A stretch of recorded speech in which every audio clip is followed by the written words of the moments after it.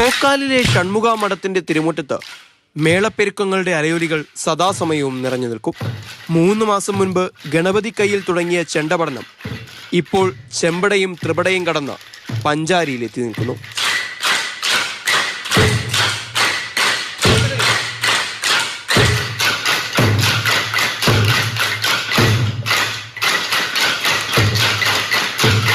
കരിങ്കൽ പാളികളിൽ വാളൻ പുളിക്കോലുകൾ കൊണ്ടാണ് ആദ്യഘട്ട പഠനം.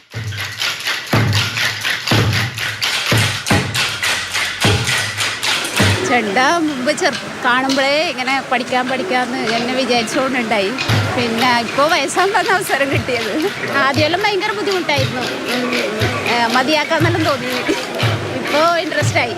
നല്ല ക്ലാസ്സാണ്, ശനി ഞായറും ക്ലാസ്സില്ലത്, വീട്ടിൽ പോയിട്ട് ക്ലാസ്. കൈവഴക്കവും താളവും മനസ്സിലുറച്ചാൽ പഠനം പതിയെ ചെണ്ടയിലേക്ക് മാറും. പഠിതാക്കളിൽ ഭൂരിപക്ഷവും വിദ്യാർത്ഥികളായതിനാൽ അവധി ദിവസങ്ങളിലാണ് പഠനം പ്രധാനമായും നടക്കുന്നത്. കൈവഴക്കം തെളിയാനായി മുതിർന്നവർക്കും ക്ലാസ് സംഘടിപ്പിക്കാറുണ്ട്. നാട്ടുകാരും ക്ലബ്ബ് ഭാരവാഹികളും ഒരേ മനസ്സോടെയാണ് പരിശീലന പരിപാടികൾക്ക് ചുക്കാൻ പിടിക്കുന്നത്. ഏകദേശം അന്നൊരു 5-6 വർഷം മുമ്പേ അന്നൊരു 10-30 കുട്ടികളെ ഉണ്ടായിട്ട്. പക്ഷേ ഇപ്പോൾ കുറേ കുട്ടികൾ കൂടുതൽ വന്നു. കുറേ ആൾക്ക് ഭയങ്കര താല്പര്യം പഠിക്കണമെന്ന്. അപ്പോൾ അത് ആൺകുട്ടികളായാലും പെൺകുട്ടികളായാലും മുതിർന്ന സ്ത്രീകളായാലും പുരുഷന്മാർ എല്ലാവർക്കും പഠിക്കണം ഭയങ്കര താല്പര്യം. നമ്മൾ ഈ ക്ലബ്ബ് പറഞ്ഞാൽ എല്ലാ മേഖലകളിലും പ്രവർത്തിക്കുന്ന ക്ലബ്ബാണ്. ഏറ്റവും കൂടുതൽ ജീവകാരുണ്യ പ്രവർത്തനത്തിലാണ്. 6 വർഷങ്ങൾക്ക് മുൻപും ഇത്തരത്തിൽ കുട്ടികൾക്ക് സൗജന്യമായി ചെണ്ട പരിശീലനം നൽകിയിരുന്നു. അവരിൽ പലരും ഇന്ന് കാസർകോട്ടെ അറിയപ്പെടുന്ന മേളക്കാരാണ്. ഇനി വരുന്ന തലമുറകളിലേക്കും താളഘോഷങ്ങളുടെ അമൃത് പകർന്നു നൽകാനായി കോക്കാൽ ഗ്രാമം സർവസജ്ജമാണ്.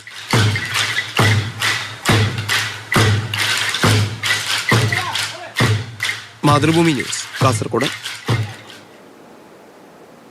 ഈ മേശപ്പുറത്തും മറ്റെന്തെങ്കിലുമൊക്കെ സാധനങ്ങളുടെ പുറത്ത് കൊട്ടുമ്പോൾ കുറേ നേരം അതങ്ങനെ നിരന്തരമായി കേൾക്കുമ്പോൾ വീട്ടിൽ ചില അച്ഛനും അമ്മയെങ്കിലും പറയും, ഒന്ന് നിർത്തിക്കൂടെ നിനക്ക്.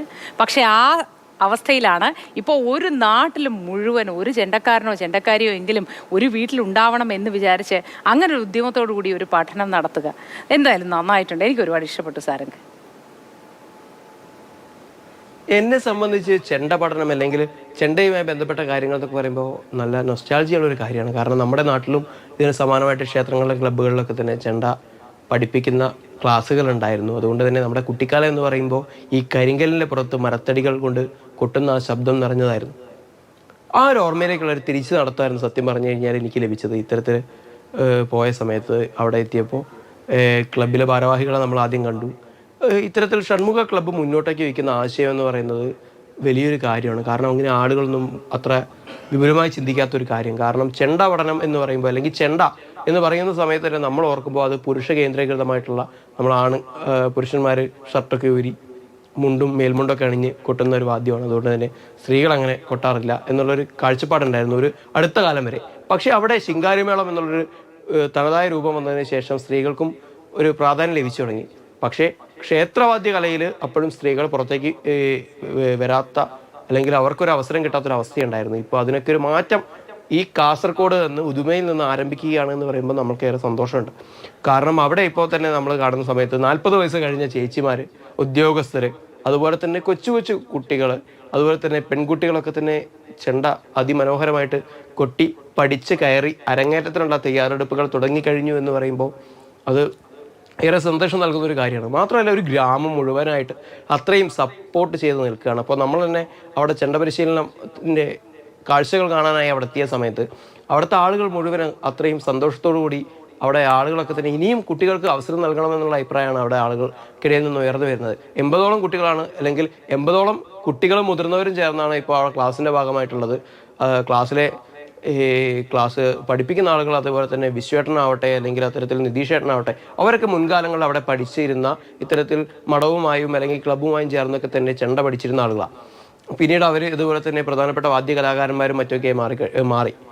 എനിക്ക് തോന്നുന്നത് ഏകദേശം വിശ്വേട്ടൻ 25 വർഷം മുൻപ്, വിശ്വേട്ടനും സഹോദരന്മാരൊക്കെ ഏകദേശം 25 വർഷം മുൻപ് ചെണ്ട പഠനം ഇത്തരത്തിൽ പൂർത്തിയാക്കിയിട്ടുള്ള ആളുകളാണ്. അവരൊക്കെ തന്നെ നേതൃത്വം നൽകിയിട്ടാണ് ഇപ്പോൾ ഇത്തരത്തിൽ ഒരു മാറ്റത്തിന് ഉദുമ തയ്യാറെടുക്കുന്നത്. എന്തായാലും അടുത്ത വർഷത്തിന്റെ തുടക്കത്തോടു കൂടി ഈ സംഘത്തിന്റെ അരങ്ങേറ്റം അടിപൊളിയായിട്ട് നടക്കും. ഒരു നാട് മുഴുവൻ ചെണ്ടക്കാരാവുന്ന കാഴ്ച അതൊരു ചെറിയ കാര്യമല്ല, അതിമനോഹരമായിരിക്കും. എല്ലാവർക്കും ഭാവുകങ്ങൾ.